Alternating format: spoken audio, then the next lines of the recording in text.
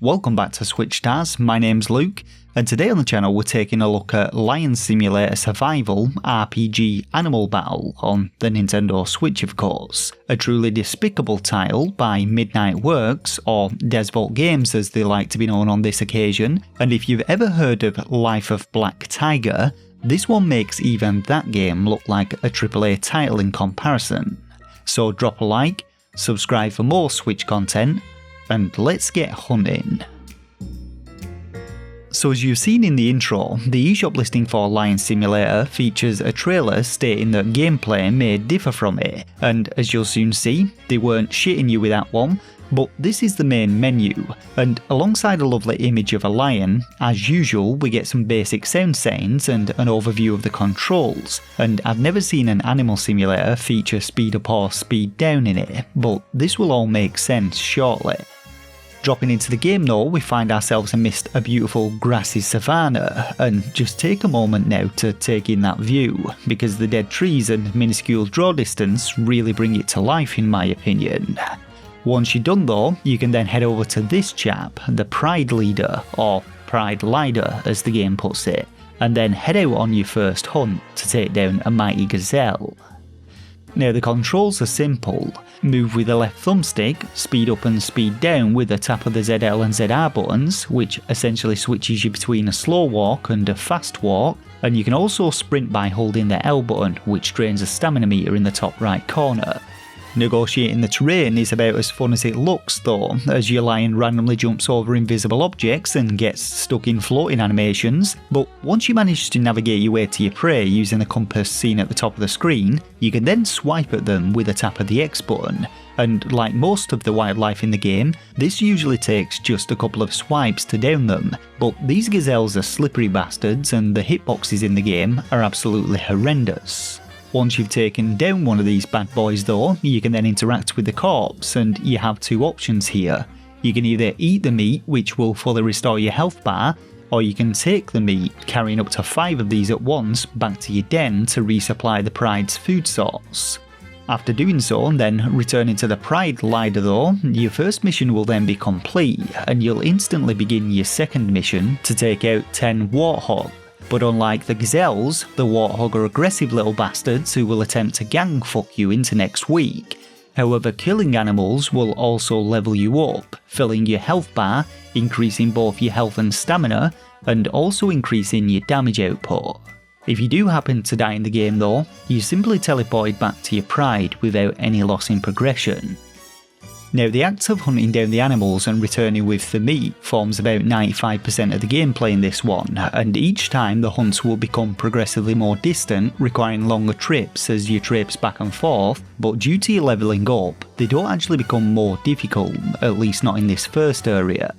To give you an idea of what to expect though, after killing 10 warthog, you'll then have to head out and kill 10 more gazelle, followed by 10 wildebeest, then 10 camels, then 10 ostrich, which are an absolute nightmare to hit due to the size and the fucked up hitboxes, then you'll defend your pride by killing 10 hyenas, and finally 10 zebra.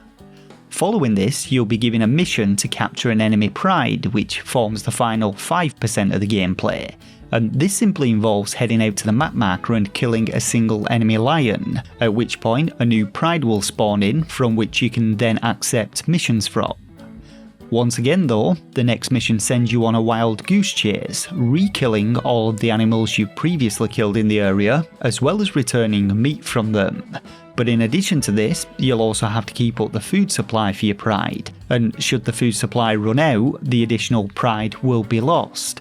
However, getting them back is as simple as re-killing the rival pack leader, and all of the missions you complete can be turned in at either pride location. Now, once you've completed all of the missions in this area, which will take you about 30 minutes and is about as tedious as you'd imagine, you'll then be instructed to head to Sector 2.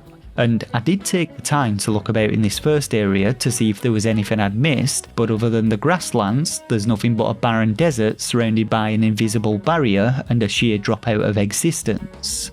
After pressing the A button to load into Sector 2 though, the fun begins all over again, with your first task being to kill another 10 warthog. However, these bastards are much tougher than the previous lot and will fuck you up in the blink of an eye if you take on more than one of them at a time, at which point you'll then be teleported back to the first area and will have to go through the same loading screen once again. After several attempts though, I discovered it was pretty much impossible to isolate one warthog at a time due to their aggressive nature, and so at this point I'd had enough of the game's bullshit and decided to take a look around. And here I found a bunch of tiny birds, a lovely stream with a pack of leopards next to it which moved like the wind and hit like trucks, some aggressive water buffalo, a swampland with a ton of crocodiles, and some Komodo dragons. And I assume that my next missions would have involved hunting down all of these in turn, and I also discovered a location which looked to be another loading zone, but I for one had had enough of this shit and decided to call it a day. So what have we gleaned from this one? Well, first and foremost, once again, the game is another steaming pile of shit and is one of the dullest animal simulator games I've ever played in my life. Every single mission is a monotonous slog of back and forth in between map markers as you repeatedly take down the same sets of animals, and while the variety of them is decent, there's very little separating one from another, with the aggressive types ganging up to obliterate you, while the passive types run round like arseholes and are a pain in the dick to actually catch. Before we end this review though, I think it best we take a look at the game's eShop description, because the gameplay features listed are possibly the most egregious misrepresentation of a game that I've ever witnessed. So here we go. Exploration. Explore world featuring diverse ecosystems and expansive grassland. Encounter various animals. You do indeed encounter various animals, and there are expansive grasslands, but a diverse ecosystem it's not. Realistic lion behaviour. I don't know about you, but I've never seen a lion adopt this pose whilst hunting, and there are no patterns to adapt to or strategies, it's just swipe and kill in this one. Hunting and prey dynamics. As with the last point, there are no strategies required and you won't be stalking anything, but so far as realistic prey behaviour goes, the animals either attack or run and they're limited to a small spawn area. Pride management. Form and manage your pride. So you kill a lion, spawn in an additional pride, and then bring meat back to it. That's about as deep as it gets. Finally, challenges and quests. Like I said, 95% of the quests involve you killing 10 or 15 of the same animal. You earn no rewards for completing these missions, and sure, there are additional areas to unlock, but from what I can tell, they all have you repeating the same shit over and over again. As you can see though, a complete over-embellishment of the truth with plenty of bullshit thrown in there for good measure, including a few features not actually present in the game. But ultimately, it's just another con and a blatant cash grab from the biggest scam game publisher on the Switch, and in my opinion, should be avoided at all costs. That though just about does it for this review, so let me know what you think of the game down in the comments section below, and like and subscribe to support the channel and for more Nintendo Switch content. But for now, thanks to the patrons of the channel for their ongoing support, and to you the viewers for watching, and until next time, take care of yourselves and game on.